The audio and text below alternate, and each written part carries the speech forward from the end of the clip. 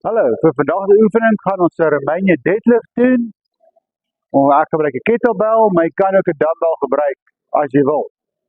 Dit is 'n baie effektiewe oefening. Hy werk jou glutes en jou hamstrings as jy dit reg doen. So jy gaan doen is jy gaan jou voete soos cowbread mekaar uit staan. Jou knieë so 'n bietjie buig, wyd optel, knieë buig hou. Jy gaan hinge op jou heupe en nie jou rug buig nie. Jou rug probeer parallel te bly aan die grond sodat jy lekker stretch in jou hamstrings kan kry.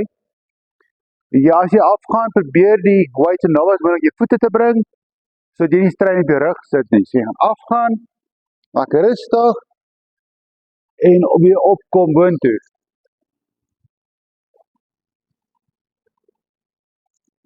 Algemene fout wat mense maak met die tydens in die movement is hulle gebruik te veel van hulle knieë.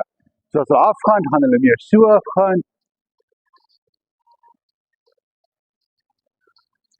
Al wat daai basically is, jy doen 'n squat met 'n limited range of motion wat nie baie effektief is nie.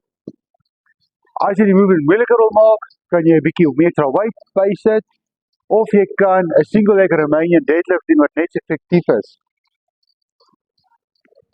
Jy gaan jou voorste voet bietjie buig, weight in die teenoorgestelde hand. Weer eens jy gaan hinge op jou heup en nie jou rug buig nie.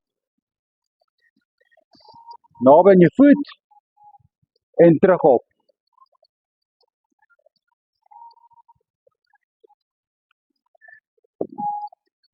En dit is hoe jy 'n Romanian deadlift doen, double leg of 'n single leg.